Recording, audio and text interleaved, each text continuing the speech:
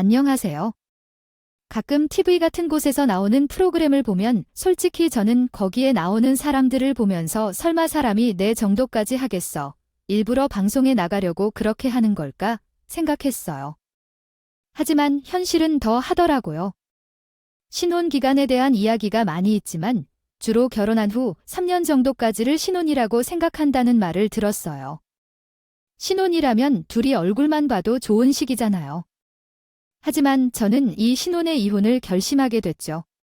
제 과실로 이혼한 게 아니라 하더라도 제가 이혼한 사실을 동네 사람들에게 얘기하고 돌아다닐 수는 없겠죠. 그래서 그런지 항상 마음속에 답답함이 있었어요. 그랬던 중 우연히 이 사연을 알게 되었고 제 이야기까지 보내게 됐네요.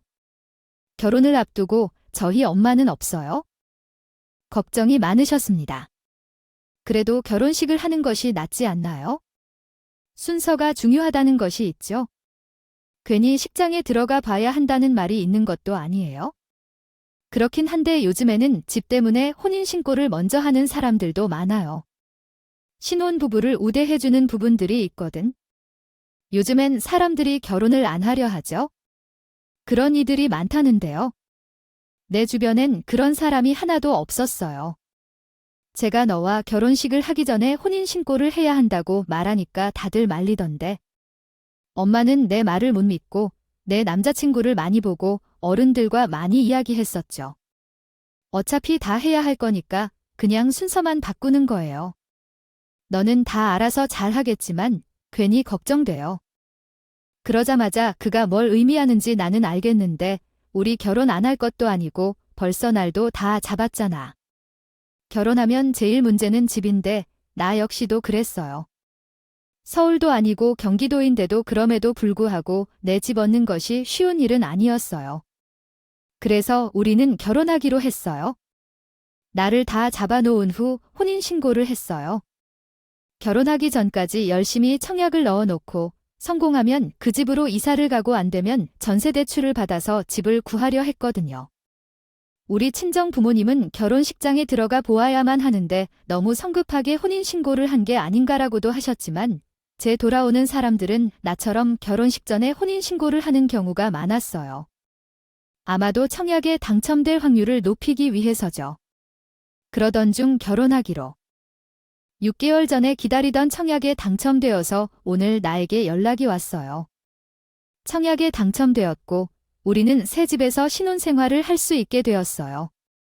평형은 34평으로 넣은 거였는데 확인해 본 결과 높은 사람들도 많이 넣은 것 같아서 걱정이 되었어요.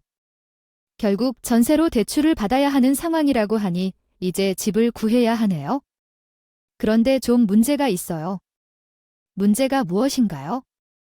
결혼식이 11월에 예정되어 있고 입주는 내년 1월이 되어야 해서 결혼식 이후에도 본가에서 좀 더 지내야 할 것 같아요. 어쩔 수 없지만 결혼식 후에도 몇 날을 문제없이 지내고 싶네요. 달이 지난 후 새로운 집에서 신혼생활을 할 수 있는 것이죠. 여태까지 기다린 시간은 얼마나 될까요? 그 정도는 괜찮지 않을까요? 맞아요. 솔직히 청약에 당첨되는 것도 보다 힘들다고 해서 걱정 많았어요. 너무 다행히도 결혼식을 하기 전이나 후에 바로 새 집에 들어갈 수 있었으면 좋았을 텐데 그래도 나쁘지 않은 결과로 생각했습니다. 그렇게 우리는 결혼식을 올린 후 본가에서 생활하며 새 집에 들어갈 날만 기다리고 있었어요. 수리할 것이 있는지에 대해서도 꼼꼼히 살펴보곤 했습니다.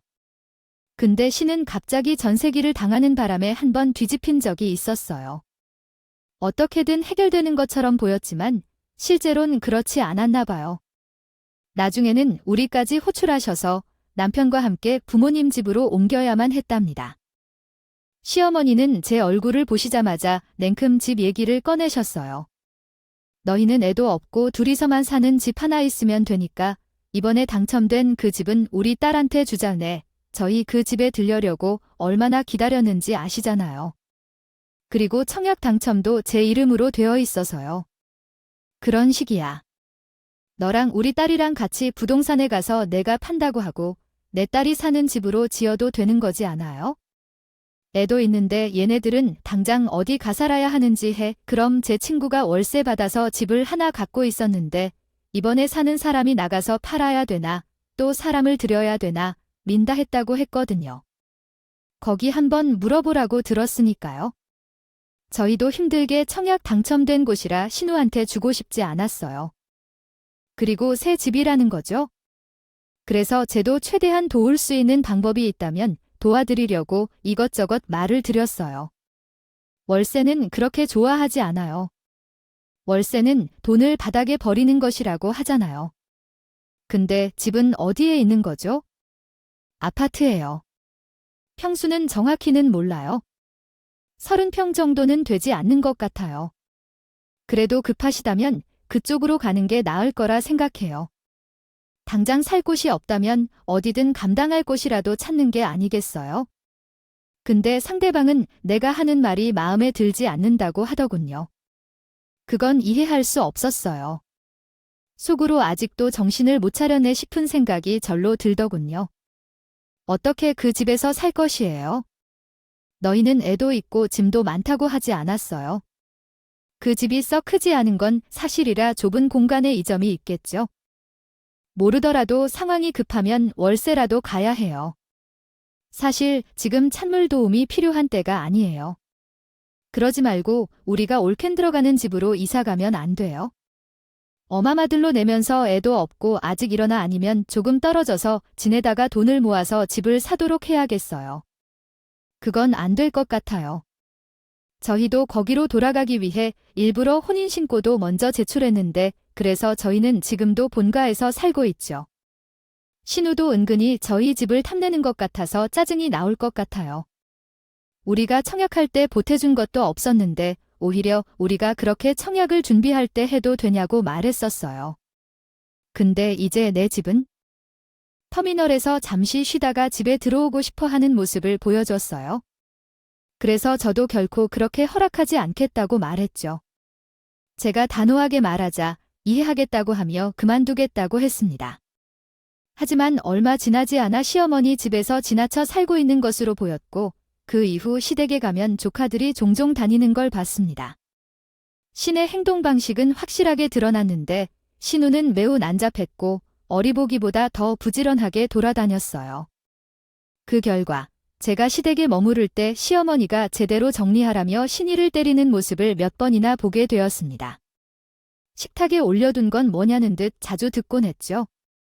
누가 쓰레기를 올려놓은 거야? 라며. 아, 엄마, 그건 내가 먹고 치우려 했던 거예요. 엄마가 주방에 있었으므로 나중에 비워야 할 쓰레기를 정리하려고 했습니다. 이렇게 아무데나 쓰레기를 버리면 어떻게 해야 합니까? 아이가 보고 배우면 어떡합니까? 빨리 치우지 않으면 쓰레기를 왜 아무데나 두는지 그러니까 집이 더 더러워 보입니다. 알겠어요. 치우면 되겠죠? 몇 개의 쓰레기가 얼마나 더러워 보일까요? 그래서 시어머니는 사춘기 딸을 따라다니면서 잔소리하는 것처럼 보였어요. 신우이가 적은 나이도 아닌데도 불구하고 하나하나 신우랑 같이 살 일은 없으니 다행이란 생각이 들었습니다. 시어머니는 신우이랑 같이 살기 힘들다고 해서 따로 제게 부탁하기 시작했어요. 이전에 내가 싫다고 했지만 내가 너무 어려워서 그러니까요. 어차피 너희는 지금 본가에서 생활하고 있으니까 몇 달만 더 그렇게 살면 안 될까? 너는 입안인데 한 3달 정도만 우리 딸을 거기에 살게 해주면 그 뒤에는 내가 책임지고 내 딸을 다른 곳으로 보낼게. 차라리 지금 다른 곳으로 이사하는 게 나을 것 같은데요. 그리고 아주버님은 별 말씀 없으신 거예요. 형님이 시댁에 들어와 살아도 되잖아요. 이 얘기는 어떻게 시댁에 들어와 살라고 하는 걸까? 어떤 시집살이를 당할 줄 알고 우리 사위도 백방을 알아보고 있는데 몇 억이 하늘에서 뚝 하고 떨어지진 않을 거 아니야? 그러니까 내가 좀 이해해주면 안 될까? 죄송해요. 제가 저번에도 말씀드렸지만 그건 저도 싫어요. 신혼인데 남편이랑 떨어져 사는 것도 그만하고. 저도 포기했지만 시어머니도 몇 차례 저를 설득하려고 했으나 결국은 포기하셨어요. 그대로 집에 대한 얘기는 꺼내지 않으셔서 마음이 편안했어요. 그런데 제가 출근하던 길에서 큰 사고를 당하게 되었어요. 정말 너무 갑작스러운 일이어서 꿈을 꾸는 것 같았어요. 그리고 눈을 떠보니 이미 병원에 도착해 있었어요. 화물차가 졸음 운전하다가 부딪혔고 저뿐만 아니라 다른 사람들도 많이 다쳤던 큰 사고였어요.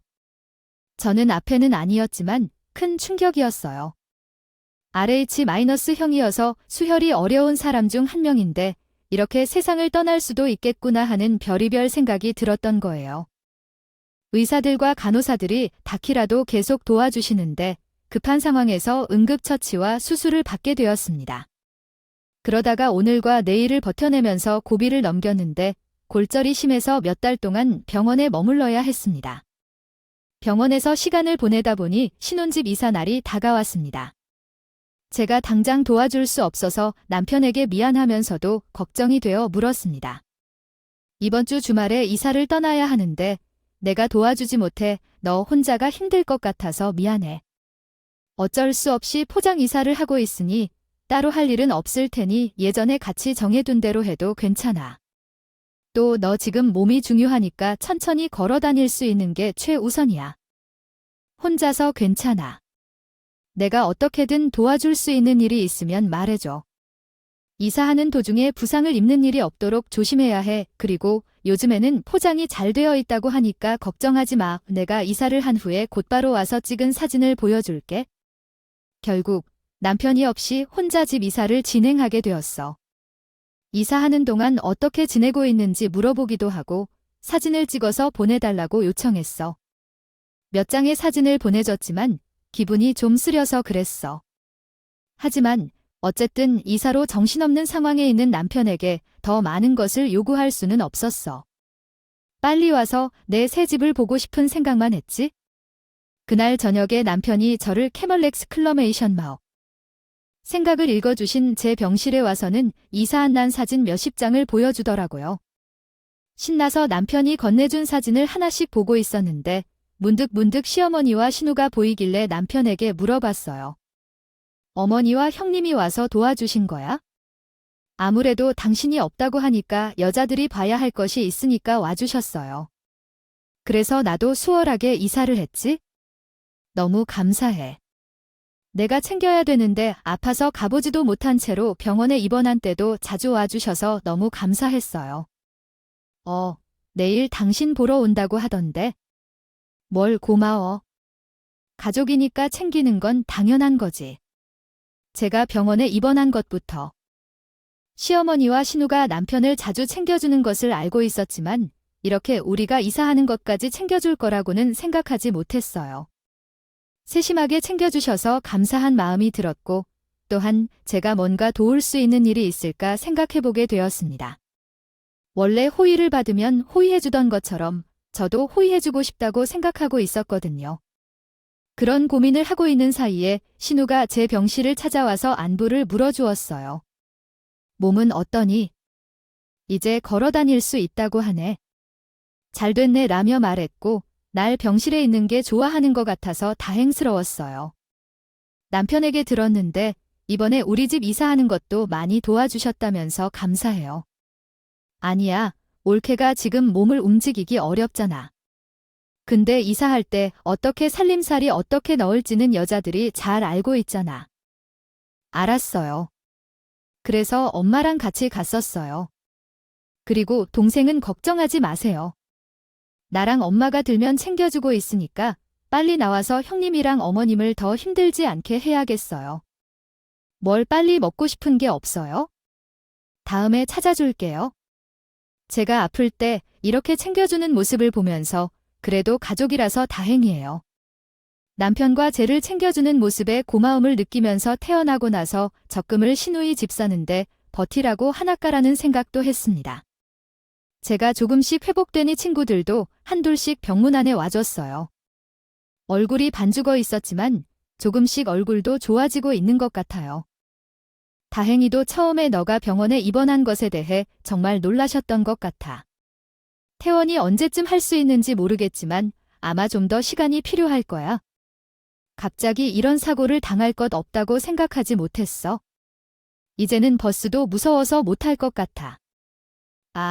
나 이번에 엄마 집에 갔다 왔는데 너희 신우와 너희 집에서 자주 만난다는데 여기 동네에 사는 사람들은 결혼한 친구들인가 봐. 시댁 식구가 와서 가는 모습이 신경 쓰이는 것 같아요.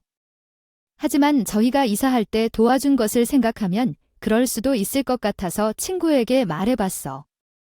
나는 병원에 있어서 남편이 챙겨주려고 왔다 갔다 하는 것 같아. 이전에 없으면 이사를 도와준 적도 있고 내 병실에 와서 동생을 챙기겠다는 약속을 이행하러 오신 것 같아.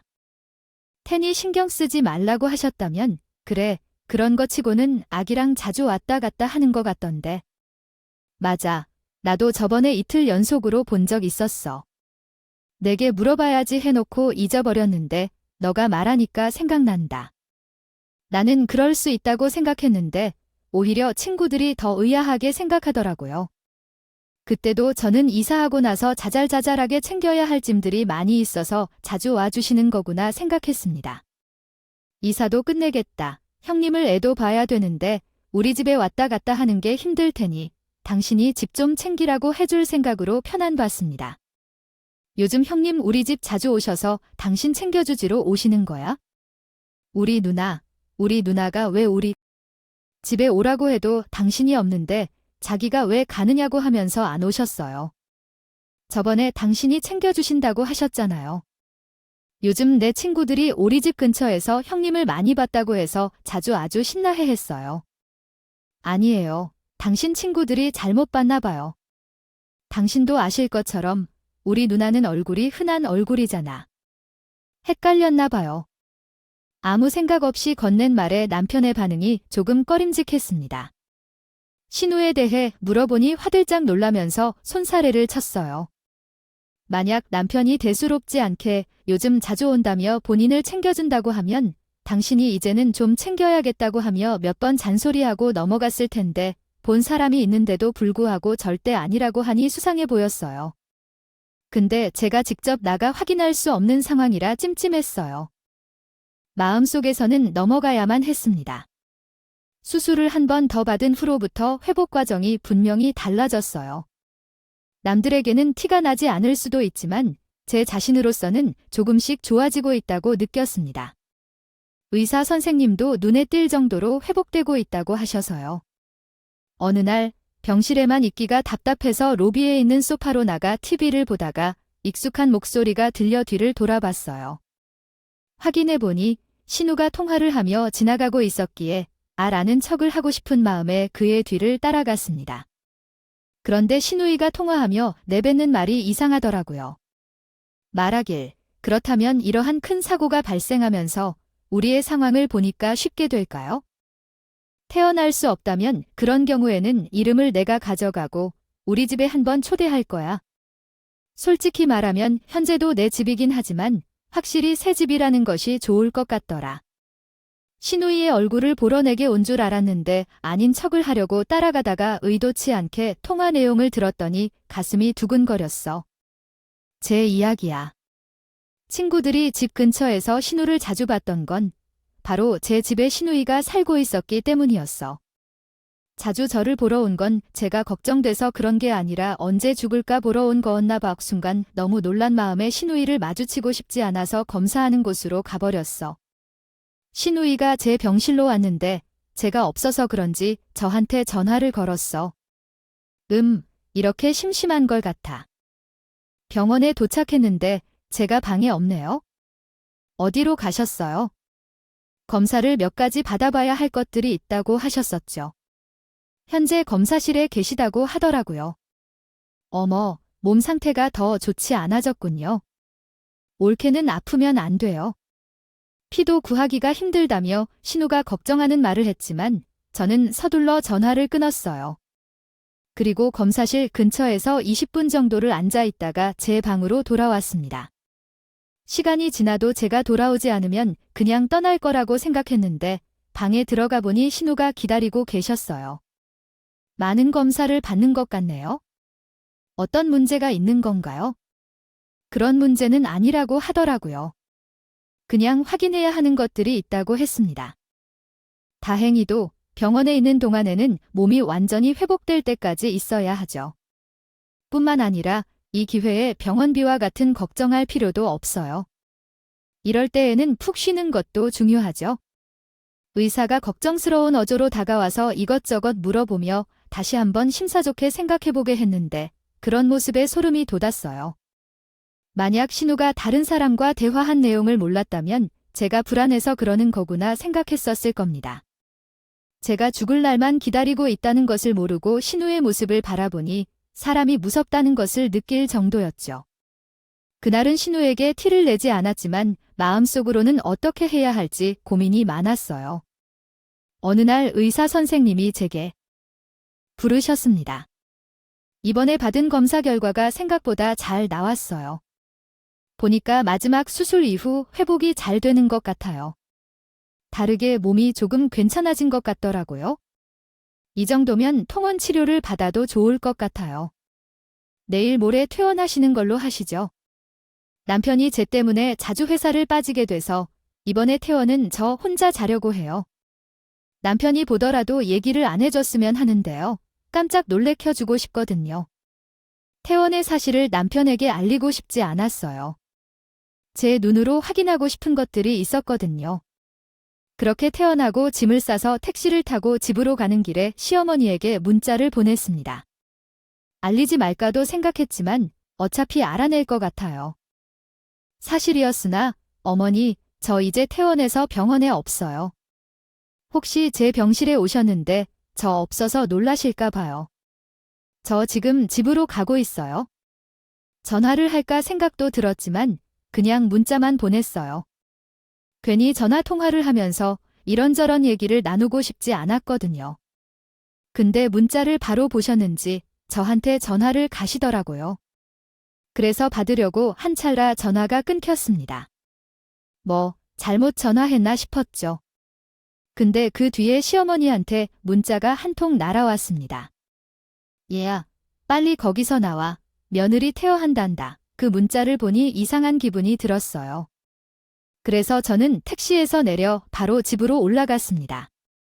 근데 문을 열기도 전에 이상한 냄새가. 나는 문을 벌컥 열었는데 갑자기 상쾌한 냄새가 코를 찔렀다. 순간 눈을 찡그리며 집 안으로 들어갔는데 남편과 시누히가로 모양을 틀고 움직이고 있었다. 시누히가로 남편을 보며 형님, 우리 집에 왜 안 오세요? 라고 물었다. 남편은 당황해서 손에 쓰레기를 쥐고 멍해지며 나를 쳐다보고 있었다. 제 이야기를 들은 시누이가 대신 대답했다. 아니, 올케는 태어나는 거 알았으면 진책 얘기해주지 그랬어요. 엄마한테 올케 태어난다 해서 한 가지 해주려고 왔잖아요. 근데 집이 이렇게 더러워요. 심지어 재물 관련된 것들이 아니어도 많은 것이 보이는데요. 또한 도대체 어떤 음식을 해서 이런 탄 냄새가 나는 건지 궁금해져요. 신우는 제가 생각해준다고 해서 음식을 해주러 잠시 왔다는 식으로 말했어요. 그래서 저는 주방으로 성큼성큼 가서 가스레인지 위에 올려놓은 냄비를 확인했습니다. 두부조림이 제대로 조리되지 않고 다 타버렸더라면, 그리고 주방 옆에 있는 문을 열었더니 거기는 신호의 조방이었는지 덕지덕지 이상한 종이들이 붙어 있었어요. 또한 크레파스를 이용해서 벽에 낙서가 되어 있었어요. 집에 들어온 지 얼마 안 된 집이었는데도 불구하고 몇 년째 살아온 집처럼 엉망진창이 되어 있는 모습에 입이 벌어지더군요. 근데 음식은 아닌데 불쾌한 냄새가 나더라고요. 은근하게 나길래 뭔가가 어딘가에서 실려 들어갔습니다. 근데 화장실 안에 있는 욕조를 보고는 너무 놀라서 기절할 뻔했어요. 아니, 욕조에 그게 뭐야? 휴지를 왜 저기에 저렇게 쌓아 놓은 거야?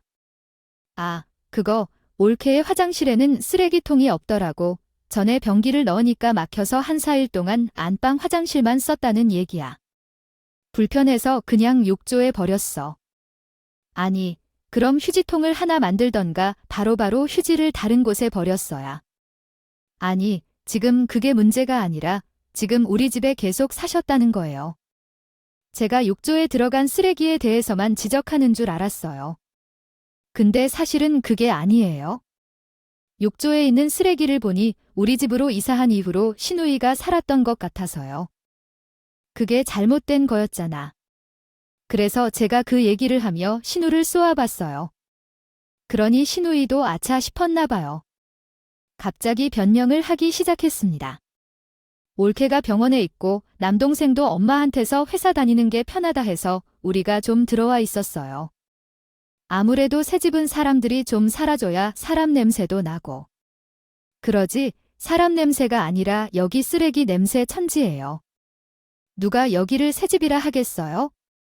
그리고 왜 형님이 마음대로 우리 집에 들어와 살아요? 지금까지는 제가 없었으니 그렇다 해도 제가 이제 태어나고 왔으니 당장은 쓰레기들 갖고 나가세요. 신이한테 하나하나 따지면서 알겠으니까 당장 내 집에서 나가라고 소리쳤습니다. 그러니 옆에서 가만히 지켜보던 남편이 갑자기 입을 열었습니다. 제가 시작했어요. 내가 누나를 도와보려고 했거든요. 애들 있는 집은 다 그렇죠. 조금만 정돈하면 금방 깨끗해져요. 지금은 집이 더러워서 이런 거예요. 당신은 누구길래 왜 주인도 없는 집에 신우가 들어와 있다고 하나요? 이런 일이 어디 있는지. 제가 이렇게까지 나왔다면 남편이든 신우든 미안하다고 사과해야 하는데 아무도 사과하지 않는 것 같아요. 뻔뻔하게 나와버리기 시작했습니다. 벌써 짐 다 푼 상태에서 살다 보니 어떻게 빼나요? 엄마 집으로 가야 할까요? 그 친구는 월세 내고 살고 동생이랑 둘이 사는 거면 꼭 30평대 안에서 사도 되는데 올은 알다시피 제가 애도 있고 요즘은 애들이 더 자란 평수가 필요한데요. 아파트에 살지 않는다면 놀림을 받고 그러는데 올해가 정도는 이해해 줄 수 있겠지? 왜 그걸 이해해야 해? 그럼 형님께서 대출을 받아서 30평대 아파트를 사신 거 하세요. 그리고 짐을 옮기는 게 어려우면 제가 사람을 불러서 옮겨드리겠으니 걱정 마시고요. 얘야, 당신은 왜 그렇게 말을 해? 그리고 누나 말대로 우리는 큰 집이 필요 없으니 작은 집 하나 짓고 살면 돼. 내가 미쳤어. 왜 이렇게 살아야 되는 거야? 우리 집 때문에 인생을 잊었어. 그렇게 힘들게 집을 구해놓고 형님께 홀랑 다 버리자고? 다른 사람도 아니고 가족이잖아. 그리고 당신 퇴원 때문에 언제 옮길지 몰라서 당신 짐도 안 풀어놔서 우리가 옮기는 게 더 편한데 그러면서 남편이 거실 쪽을 시선을 따라가 보니 한가득 짐이 쌓여 있었습니다. 보니까 제 이사인 것 같아요. 집에 들어오면서 거실에 쌓인 짐을 잠깐 보긴 했지만 그것이 제 짐이 줄은 생각도 못했습니다. 일부러 죄짐을 안 푼 건지 귀찮아서 냅둔 건지 모르겠지만 신우는 제 짐과 남편의 짐을 빼는 게 수월하다고 말하며 웃었어요. 비가 거꾸로 쓰는 기분이었어요. 그래서 눈앞에 보이는 신우의 물건을 다 밖으로 던지기 시작했어요. 부서지는 소리가 나든 말든 제 손에 잡히는 신우의 물건들을 다 내다 버렸습니다. 그 모습을 보더니 신이 제 손을 잡으면서 지금 뭐 하는 거냐고 고래고래 소리를 질러서 말이 안 되는 행동을 하는 제 집에 대해 물었어요. 쓰레기들이 있으니 당연히 버려야 해요. 형님, 물건이라서 무엇인지 모르니까 만약 소중한 물건이 있다면 빨리 정리하세요. 부서질 수도 있거든요. 병원에서 푹 쉬어서 그런지 화가 너무 나서 그런지 힘이 펄끝나 기분이었어요. 남편도 재판을 막으려 하며 못하게 말렸지만 그래도 뭐라도 하나 더 던지려고 하는 순간 시어머니가 헐뜯벌벅이 하시며 우리 집에 들어오셨어요. 아마 시어머니도 이러한 일이 날 줄 알고 계셨겠죠. 잠깐 상황을 파악하시는 것처럼 보였지만 그런 다음에 제게 한 소리를 하시더라고요. 너가 태어난다고 진작에 얘기했으면 이런 일도 없었을 거라며 이야기하셨어요. 아니야, 너는 온 소리를 다 하고 그러니 모전 여전이라더니 시어머니도 제게 사과 한마디 없었고 오히려 제가 집에 오는데 누구에게 보고해야 하는지 어머니가 집에 가실 때는 누구에게 알려야 하는지 등에 대해 하셨던 말씀을 듣고 그 말씀대로 행동해야 한다고 생각했습니다. 하지만 저도 모르게 설명이 매끄럽지 못해 혼란스러운 상황이 생겨버렸습니다. 이에 어머님께서 정작 말해야 할 내용을 이해하지 못할까봐 더 자세히 설명해 드렸습니다. 아니, 제가 집에 왔다는 사실만으로도 어머님께서는 우리 가족이 모르게 느꼈겠죠. 근데도 계속해서 잘못된 이야기를 하시려는 것 같아서 외국인이라고 해서 이해 못하는 게 아닌가 하는 생각이 들어 혼란스러웠습니다. 그래서 결국 제 집이라고 명확히 설명하며 말씀드릴 수밖에 없었습니다. 현재 어머님과 형님과 함께 계신 모두가 왜 오해를 하셨는지 저도 이해하지 못하겠습니다.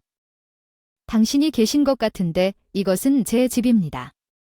남편의 이름도 제가 그 정도로 없습니다.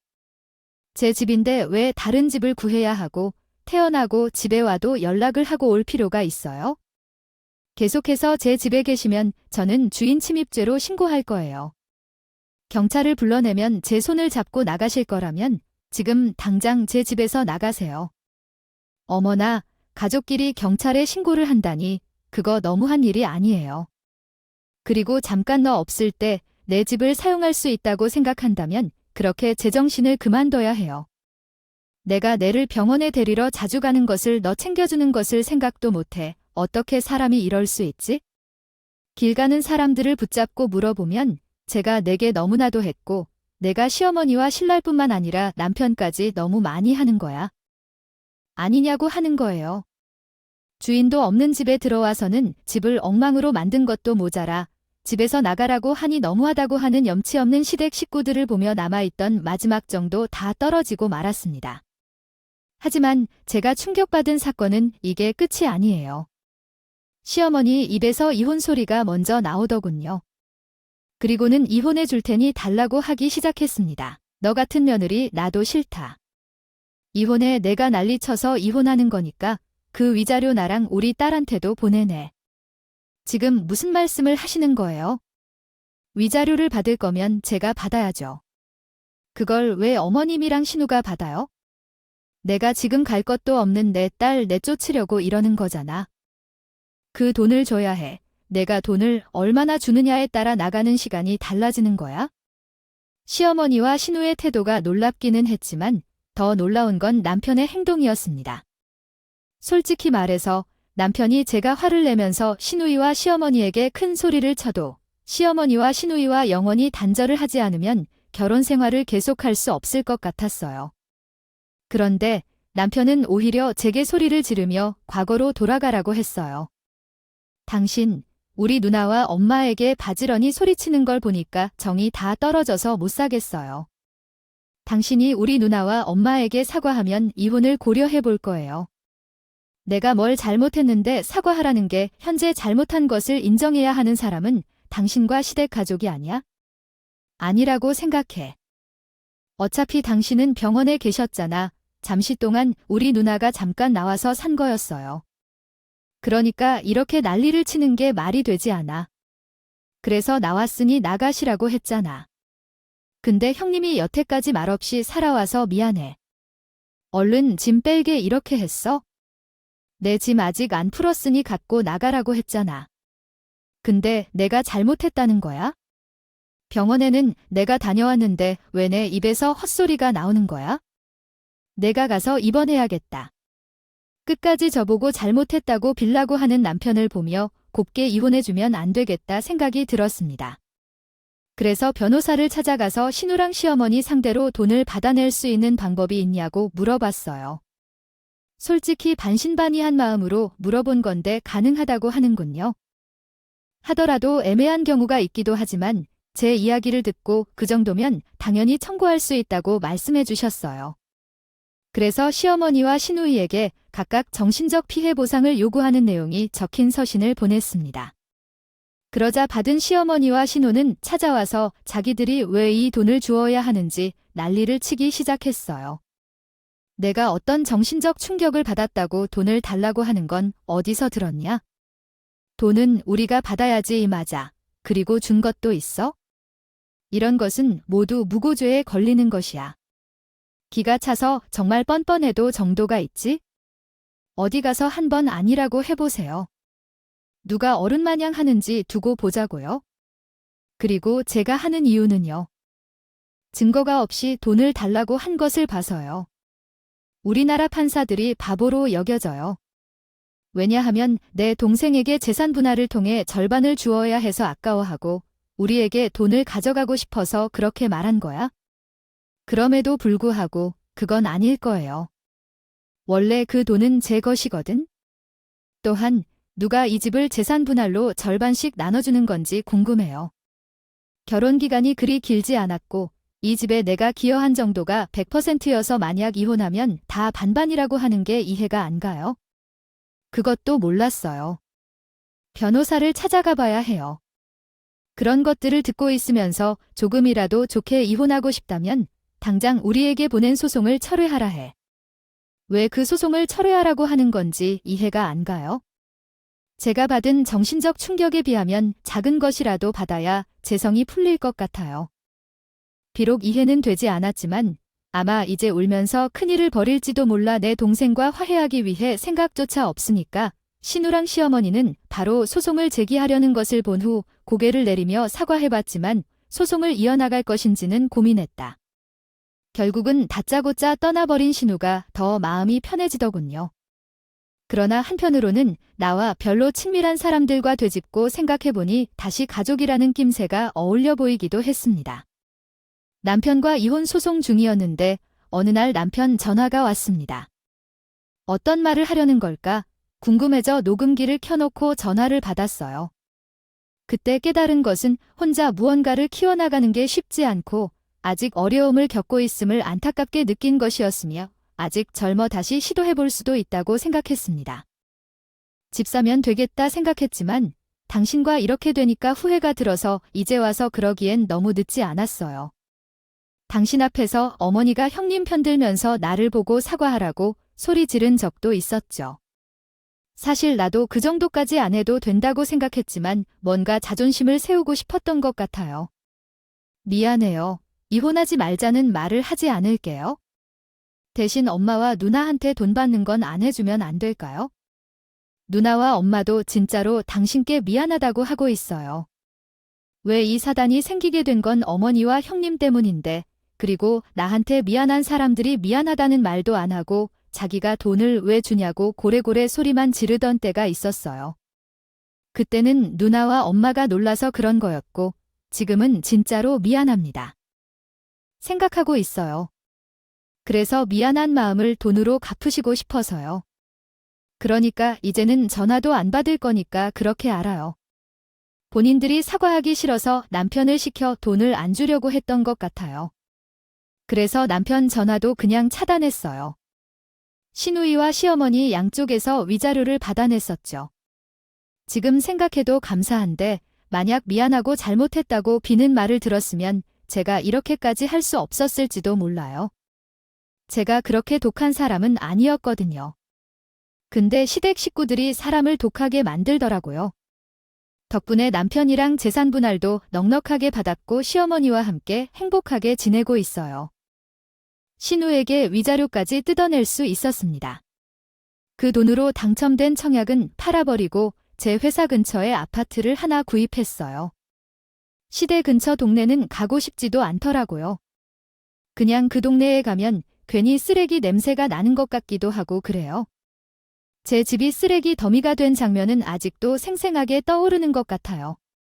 처음부터 신이 마음으로 저를 이용하지 않았다면 제가 제 집에 돌려달라고 했을 때 미안하다고 사과하거나 어머니라도 본인이 자식을 잘못 키웠다고 했다면 이 지경까지 진행되지 않았을 거예요. 알려진 건 하늘이다는 생각만 하고 있어요. 그때 제가 신우이신 방법에 대해 좀 더 알고 있었다면, 만약 통한 내용을 듣지 못했다면 저는 신이와 시어머니께 느낀 고마운 마음 때문에 제가 소유했던 것들을 다 줬을지도 모른다. 이러한 사건이 발생하지 않아서 정말 다행이라 생각하며 살고 있습니다. 이것은 정말 하늘이 도와주신 것이 아닐까 하는 생각이 듭니다. 다사한 이야기를 들어주신 분들께 감사드리며 이만 마무리하겠습니다. 오늘도 저희 채널에 방문해 주셔서 감사합니다. 더 좋은 이야기로 찾아뵙겠습니다.